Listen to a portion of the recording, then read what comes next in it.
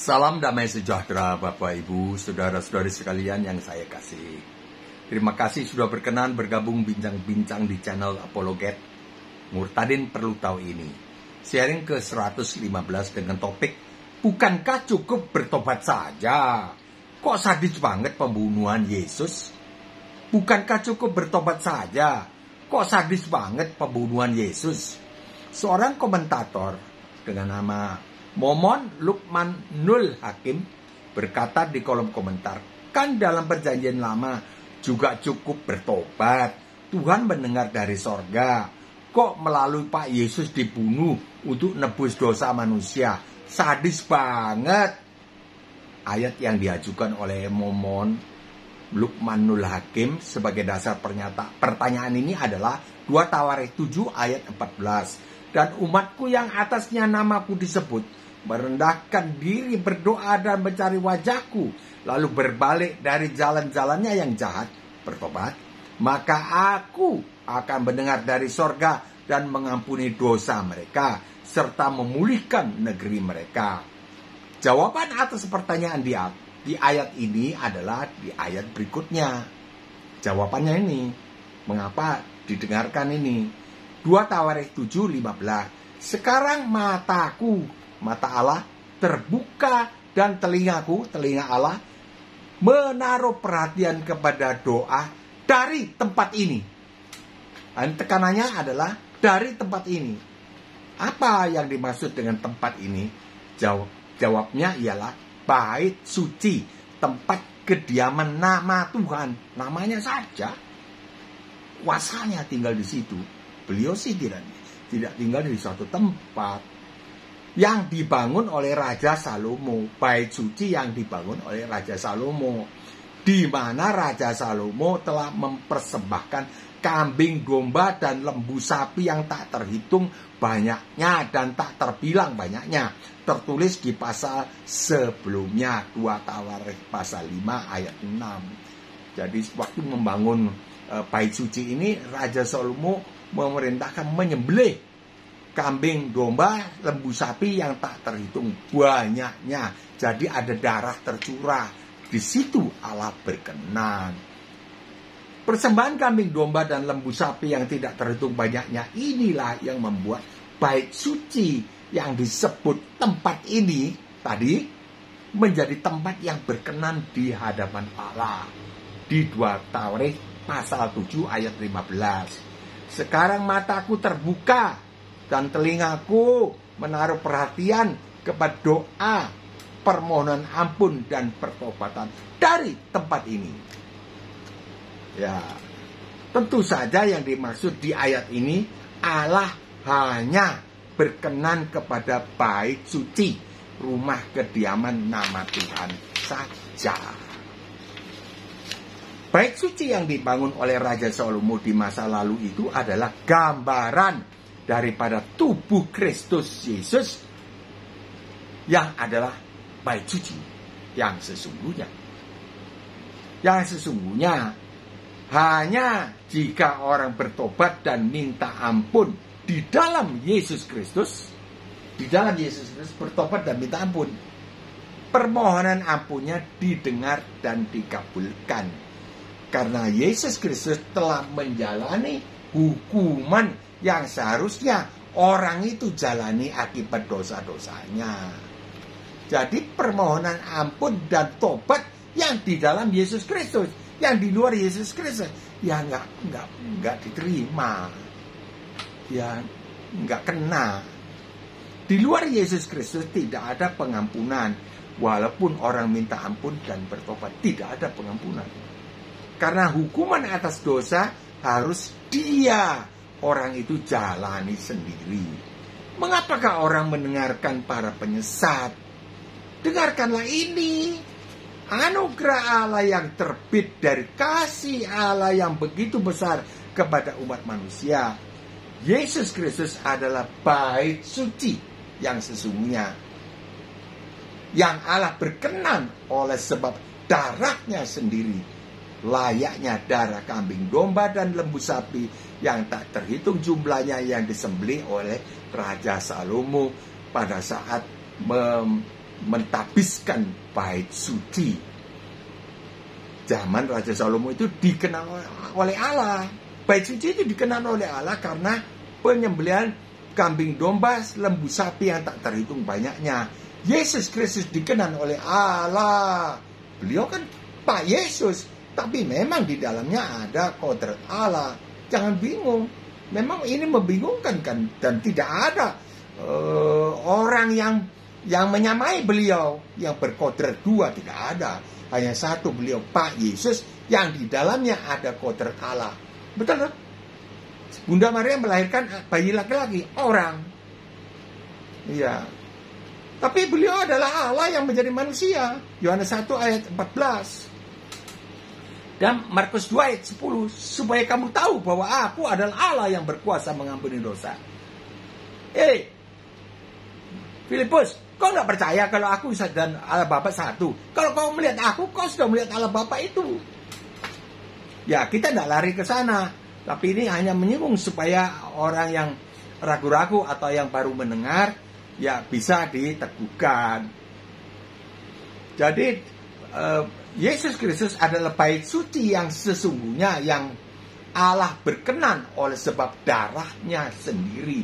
Layaknya darah kambing domba dan lembu sapi yang tak terhitung jumlahnya yang disembelih oleh Raja Salomo saat mentahbiskan, meresmikan bait suci pada zaman Raja Salomo itu. Sehingga dikenan oleh Allah bait suci itu. Ini Yesus Kristus dikenan sebagai bait suci yang dikenan oleh Allah. Yohanes 2 ayat 19. Jawab Yesus kepada mereka, rombak bait Allah ini. Bait Allah yang sesungguhnya yang dibangun oleh Salomo 46 tahun ini. Dalam 3 hari aku akan mendirikannya kembali. Wah. 20. Lalu kata orang Yahudi kepada Yesus, 46 tahun orang mendirikan bait Allah ini, dan engkau dapat membangunnya dalam 3 hari. Ini kan 21. Tetapi yang dimaksudkannya ialah tubuhnya sendiri. Kemudian sesudah ia bangkit dari antara orang mati, barulah teringat oleh murid-muridnya bahwa hal itu telah dikatakannya. Dan mereka pun percayalah akan kitab suci dan akan perkataan yang telah diucapkan oleh Yesus. Kesimpulan, 1. Di perjanjian lama, bertobat dan minta ampun yang hanya jika dikerjakan di dalam bait suci yang dibangun oleh Raja Salomo saja yang didengar dan dikenan oleh Allah. 2 Tawarikh pasal 7 ayat 15 tadi. 2. Di perjanjian baru, minta ampun dan bertobat yang hanya jika dikerjakan di dalam bait suci Yesus Kristus yang akan mendapat pengampunan. Bait suci adalah beliau sendiri. Aku akan membangunnya dalam 3 hari. Memang setelah 3 hari kan beliau bangkit kembali dari kuburan. Sebab sesuai kodrat Allah yang maha suci, Allah harus menghukum dosa. Namun karena kasihnya kepada umat manusia, Allah mengutus Yesus Kristus menggantikan umat manusia menjalani hukuman yang seharusnya mereka jalani. Yesus Kristus menebus, membayari upah dosa itu bagi kepentingan umat manusia. Ulangi, di perjanjian baru, minta ampun dan bertobat hanya jika dikerjakan di dalam bait suci Yesus Kristus yang akan mendapat pengampunan. Di luar itu nggak bisa dapat, karena orang harus menanggung sendiri. Sebab sesuai kodrat Allah yang maha suci, Allah harus menghukum dosa. Namun karena kasihnya kepada umat manusia, Allah mengutus Yesus Kristus menggantikan umat manusia menjalani hukuman yang seharusnya mereka jalani.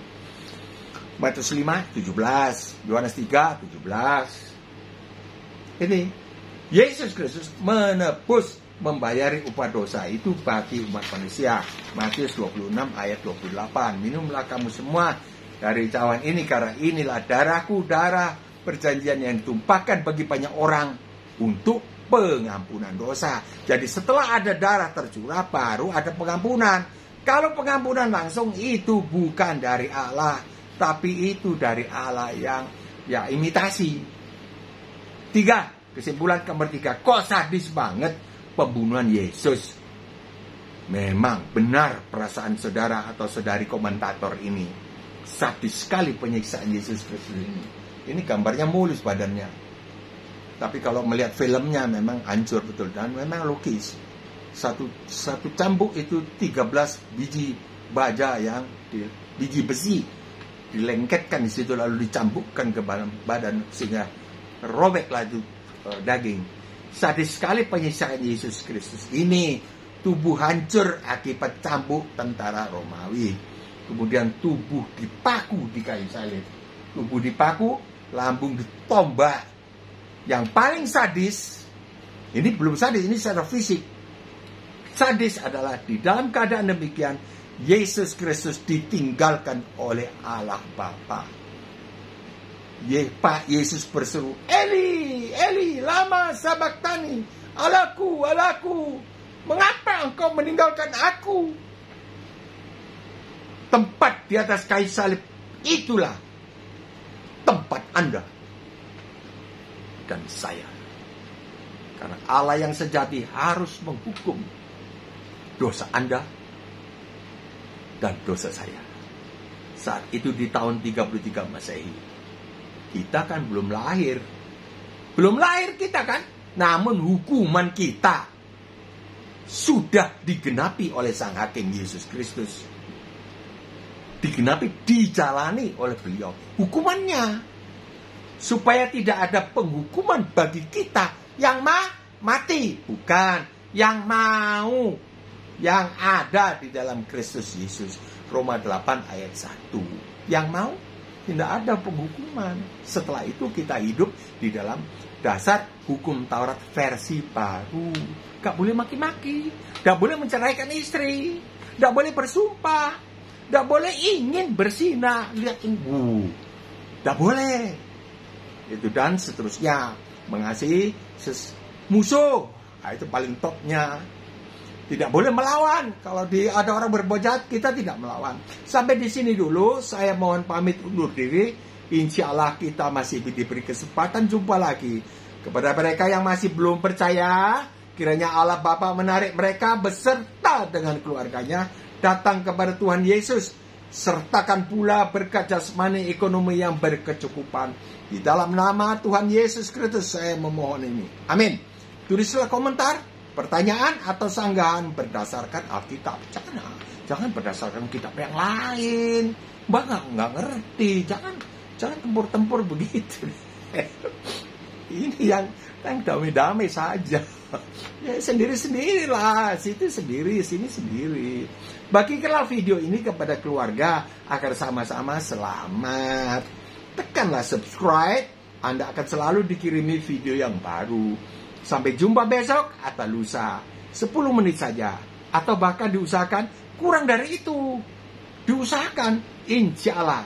Salam damai sejahtera.